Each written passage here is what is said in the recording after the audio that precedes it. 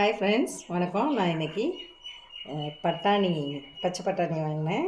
அது நிறைய அது வேணால் நம்ம 1 இயருக்கு ஸ்டோர் பண்ணி வச்சுக்கலாம். அதை எப்படி ஸ்டோர் பண்ணி வைக்கலான்னு பார்க்கலாம். இப்போ இதில் நான் ஹாட் வாட்டரை ஊற்றி ஹாட் வாட்டர் பண்ணுறதுக்கு ரெடி பண்ணியிருக்கேன். இப்போ இது கொதி வரவும் நம்ம இந்த பட்டாணியை அதில் போட்டு பாயில் பண்ணி எடுத்துக்கலாம்.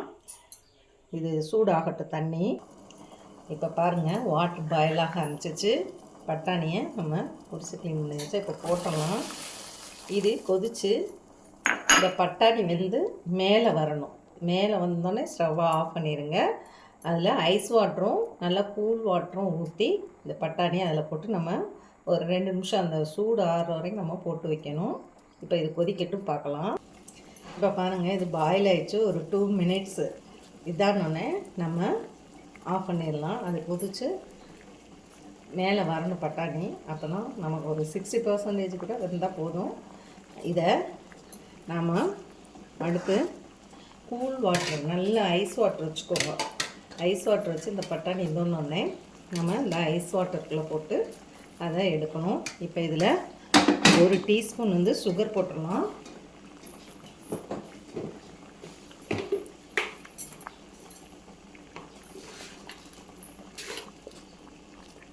கொஞ்சம் சுகர் போட்டுக்கலாம்.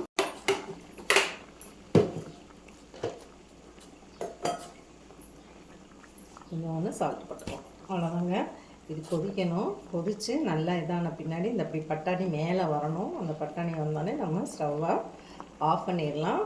ஆஃப் பண்ணிவிட்டு வடிகட்டிட்டு அதை கூல் வாட்டரில் போட்டு ஒரு 2 மினிட்ஸ் வச்சுட்டு நம்ம அடுத்து என்ன செய்யணும்னா கிளாத்தை விரித்து நல்லா ஈரத்தெல்லாம் ஊற்றி எடுத்துட்டு நம்ம தொடச்சி அதை ஆற விடணும். ஃபேனில் ஒரு ஈரப்பதம் இல்லாமல் இருக்கணும், அந்த மாதிரி இருக்கணும். இப்போ பாருங்கள், இதாகிடுச்சு. இன்னும் ஒரு நிமிஷம். நான் கொஞ்சமாக செஞ்சனால சின்ன பாத்திரமாக உரிச்சிருக்கேன். நீங்கள் ஒரு 5 கிலோ பட்டாணியை உரிச்சிங்கன்னா எப்படியும் குறைஞ்சது ஒரு 1.5 கிலோ 2 கிலோ கிட்ட வரும். அப்போ கொஞ்சம் நல்ல பெரிய பாத்திரமாக நல்லா பாயில் ஆகிறதுக்கு நீங்கள் நல்ல தண்ணியில் தாங்க வேக விட்டு நல்ல தண்ணியில் தான் அதை நம்ம ஐஸ் வாட்டரில் போட்டு வைக்கணும். அதுதான் மெயின். அந்த மாதிரி பார்த்துக்கோங்க. இப்போ இதில் சுகர் போட்டாச்சு. ஏன்னா கலர் மாறாமல் இருக்கும், உங்களுக்கு கொஞ்சம் நேச்சுரலாக இருக்கிறதுக்காண்டி. இப்போ இந்த பட்டாணியும் இதாகிடுச்சு. நம்ம 1 நிமிஷம் மூடி வச்சுட்டு அப்புறம் எடுத்துடலாம். இதனால் நான் சின்ன பாத்திரமாக இருக்கனால பொங்கும். லைட்டாக மூடி வச்சுருக்கேன்.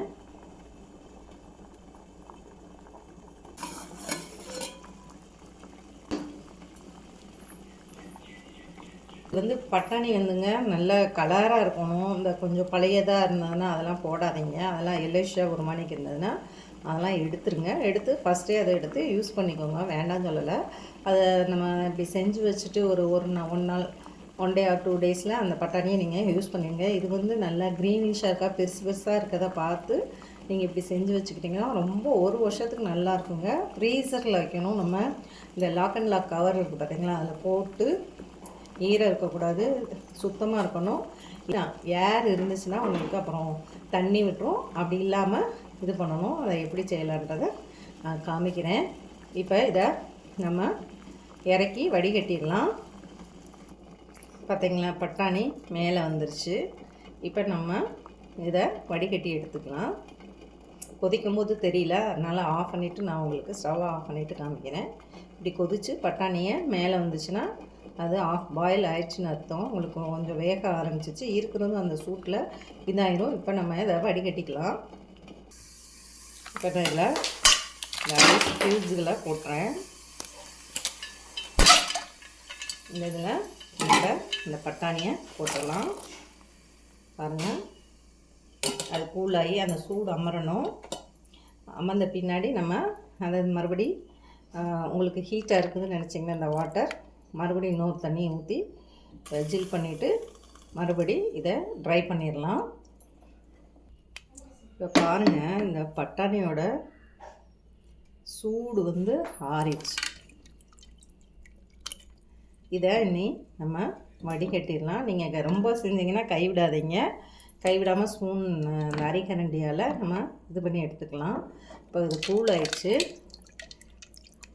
இந்த ஐஸெல்லாம் கரைஞ்ச பின்னாடி எடுத்து அப்படியே ஊற்றிடலாம். இப்போ இதை வடிகட்டி வச்சு தண்ணி வடியட்டும். வடிஞ்ச பின்னாடி நம்ம ஒரு துணி விரித்து இதை இது பண்ணிடலாம். இன்னும் ஐஸ் அந்த இதில் எடுப்பாங்க, இதை எடுத்துடலாம். ஐஸை போதும்.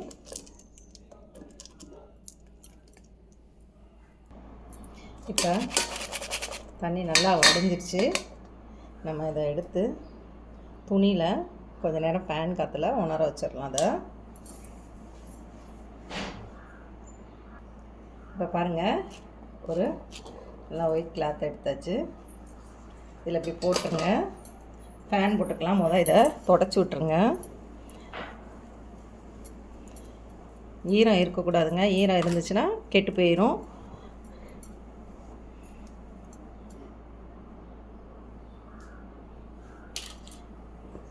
பார்த்திங்களா, நம்ம கலரே போடலாம். ஆனால் நமக்கு மார்க்கெட்லலாம் கலர் போட்ட பட்டாணி கிடைக்கும். இது பாருங்கள் எப்படி இதாக இருக்குதுன்னு.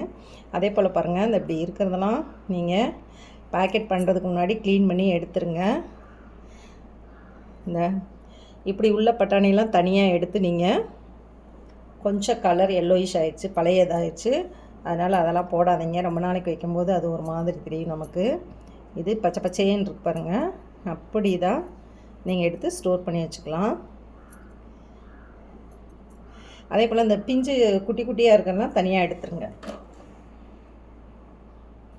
இதெல்லாம் எடுத்துட்டு க்ளீன் பண்ணிவிட்டு நீங்கள் நல்லா ஒரு ஜிப்லாக் கவரில், அதுக்குள்ளே ஏர் இருக்கக்கூடாது, ஏர்லாம் நல்லா இழுத்த மணிக்கு உள்ளதை நல்லா ப்ரெஸ் பண்ணிவிட்டு நீங்கள் அதை க்ளோஸ் பண்ணணும். அப்போ தான் அது ஃப்ரிட்ஜில், நீங்கள் ஃப்ரீசரில் வைக்கும்போது, ஏதாவது ஃப்ரிட்ஜில் வச்சிங்கன்னா 2-3 நாள் தான் தாங்கும். ஃப்ரீசரில் வச்சுட்டிங்கன்னா அது வாட்டுக்கு மாதக்கணக்கில் ஒரு 6 மந்த்ஸ்க்கு, நான்லாம் 1 இயருக்கு வச்சுருப்பேன். அடுத்த வருஷம் பட்டாணி சீசன் வரும்போது பட்டாணியை வாங்கி இப்படி ஸ்டோர் பண்ணி வச்சுக்குவேன். நல்லாயிருக்கும். இப்படி தொடச்சிருங்க. தொடச்சிட்டு ஃபேனில் கொஞ்சம் நேரம் ஆற வச்சிடலாம். இப்படி ஒரு பகுதியில் ஈரம் இருந்துச்சுன்னா அதை ஃபேன் காற்றுல ஆற வச்சுருங்க. இந்த ஒரு பகுதியை இப்படி மூவ் பண்ணி இப்படி கொண்டு வந்து நல்லா டேபிள் மேலேயோ இல்லை கிச்சன் டாப் மேலேயோ இடம் இருந்ததுன்னா இப்படி போட்டு உணர வச்சுக்கோங்க. இது உணரட்டும் கொஞ்சம் நேரம் ஃபேன் காற்றுல, அப்புறம் பார்க்கலாம். இப்போ பார்த்திங்கன்னா இது உணர்ந்துருச்சு பாருங்கள். ரொம்ப ஆனால் ஈரப்பதம் இருக்கிற மணிக்கு தான் இருக்கும். ஆனால் அது மேலே ஈரம் இருக்கக்கூடாது, அப்படி இருக்கணும். இப்போ இதுக்கு நிறைய செஞ்சோன்னா இப்படி உள்ள ஜிப்லாக் கவர், இது 2 kg கிட்ட பிடிக்கும். ஃபுல்லாக போட்டு ஏர் டைட்டாக, ஏரே இருக்கக்கூடாது, அப்படி சுத்தமாக நீங்கள் இதில் பண்ணி வச்சுக்கோங்க. இப்போ இது வந்து நீங்கள் 1 கிலோ வாங்கினீங்க, ஒரு நேரம் நம்ம யூஸ் பண்ணுறதுக்கு அப்படி இது பண்ணோன்னா இப்படி 2 தான் பிரித்து கூட நீங்கள் சின்ன சின்ன கவரில் கூட போட்டு வச்சு இந்த லாக் கவருக்குள்ளே போட்டு பாக்ஸுக்குள்ளே போட்டு வச்சுட்டிங்கன்னா நல்லாயிருக்கும். எந்த இதுவும் இருக்காது. நீங்கள் ஃப்ரிட்ஜை திறக்கும் போது இது பண்ணும்போது இது ஃப்ரிட்ஜில் வச்சுடாதீங்க, ஃப்ரீசரில் வைங்க. நம்ம அடிக்கடி டோரை திறப்போம், இது பண்ணுவோம் இல்லையா, அது. இப்போ பாருங்கள், இந்த கவரில் தான் போடுறேன். நான் உங்களுக்கு காமிக்கிறதுக்காண்டி கொஞ்சமாக செஞ்சுருக்கேன். நீ அடுத்து நிறையா செய்யணும். நீங்களும் செஞ்சு பாருங்கள் உங்கள் வீட்டில் எப்படி இருந்ததுன்னு. அடுத்த தடவை நீங்கள் 1 வருஷம் வரைக்கும் யூஸ் பண்ணலாங்க வச்சு. அதாவது இது வந்து டபுள் டோர் ஃப்ரிட்ஜ்னால ஒரு சைடு ஃபுல்லாக ஃப்ரீசர், ஒரு சைடு ஃபுல்லாக ஃப்ரிட்ஜு, அதனால் எனக்கு ரொம்ப யூஸ்ஃபுல்லாக இருக்குது. நீங்கள் அப்படி பாருங்கள். இது மூடுற வரைக்கும் நம்ம போட்டுக்கலாம். பாருங்கள், ஏர் இல்லாமல் நல்லா குலுக்கி இது பண்ணி அதை கரெக்டாக டைட் பண்ணுங்கள். லேசாக காற்று போனாலும் உங்களுக்கு இதாயிரும். பாருங்கள் எப்படி இதாகிடுச்சு. யூஸ்ஃபுல்லாக இருக்கும். நீங்களும் செஞ்சு பாருங்கள். அதுக்குள்ளே சுகர் போட மறக்காதீங்க. பிஞ்ச் ஆஃப் சால்ட்டு போட்டுக்கோங்க. கொதிக்கும் போது பட்டாணி கலர் பாருங்கள் எவ்வளோ பியூட்டிஃபுல்லாக இருக்குதுன்னு.